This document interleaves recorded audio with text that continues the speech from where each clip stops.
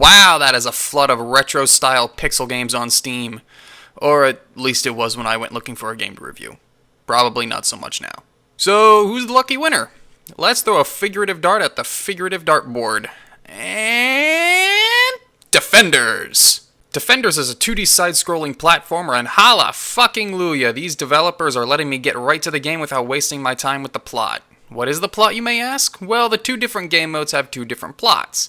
The first, Stormhawk, has your character going to kill a big bad who is spawning too many minions. The second, Firesong, has the character traversing perilous dungeons to one-up the big bad of that scenario. Nice and simple, I like it. You get this information either from the Steam store page or just by playing the game.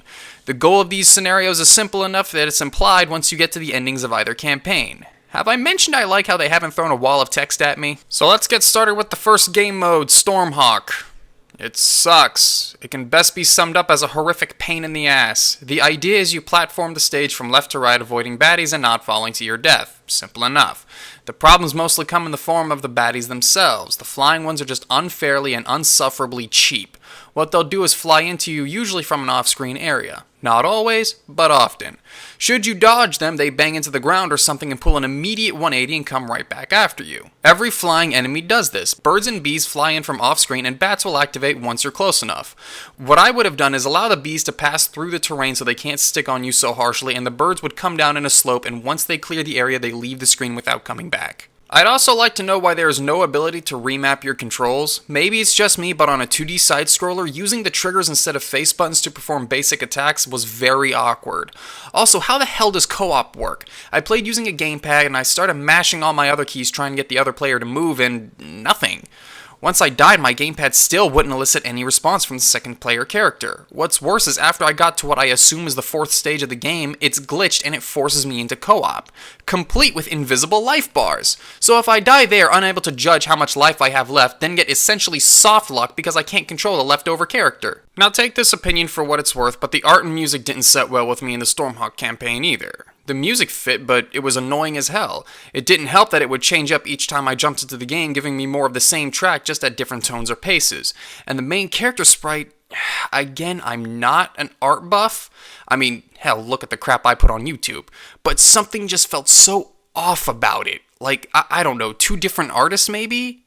I don't know what it was, but it bothered me. Fortunately, there was more to this game. In the Firesong campaign, the game plays more like a puzzle platformer. You still can't change your controls, but it's a bit less problematic this time around as there are significantly fewer poorly implemented enemies to deal with, and the flying enemies that cross over are restricted to tighter corridors, making it easy to abuse a fatal funnel and land your kill shots.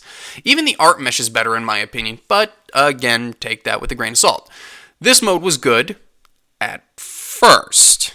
After a few levels, the mode turns into utter chaos. Instead of continuing to craft nifty brain teasers, the devs instead opt to hurl a ton of enemies at you around room 10 or so. What's more is there are parts where you'll start off in a position where you'll be killed not even a second after the level begins by a falling floor or platform. So you have to intentionally die first to know something is about to kill you, and second so you know where the hell you are in the first place. The death counter at the top no longer becomes a measure of how well I'm doing, it instead becomes more of a symbol of the dev taunting my frustration with their terrible game that ends up playing more like a shitty Mario Maker level than anything else. So the final game mode is Dungeon Delver. Roguelike dungeon crawling. Again, this mode started off alright. The smaller spaces didn't let the flying enemies get away with as much bullshit, there was a lot of terrain to explore, you collect gold, and wait a minute, was that an extra life I picked up? And just like Firesong mode, things looked pretty promising until I hit these deadlocks where I couldn't progress. So this is what I think is happening here. There are special enemies that explode on defeating them, opening up terrain to allow you to progress. So what I think I did was blow it up in the wrong position and block my own progress. I'm not entirely sure. And my sheer hatred of the game thus far wasn't doing it any favors. So I looked around for any sort of exit, finding nothing. Killed all the enemies, burst open all available jars, nothing. All the while seeing a path below the ground where the exploding enemy originally spawned. I hate this game. So, Defenders is pretty much 3 games in one. None of them are polished and Stormhawk feels haphazardly thrown together. What the devs should have done is focus on one game and only one game. Make a really good game out of the one game. My recommendation would be the Dungeon Delver. But seriously, all 3 of the games have a solid start. It's just little things. They make a huge difference. If the game gets a solid patch that it needs to make the game less cheap, then I can recommend it. But as for its release as of the making of this video, No.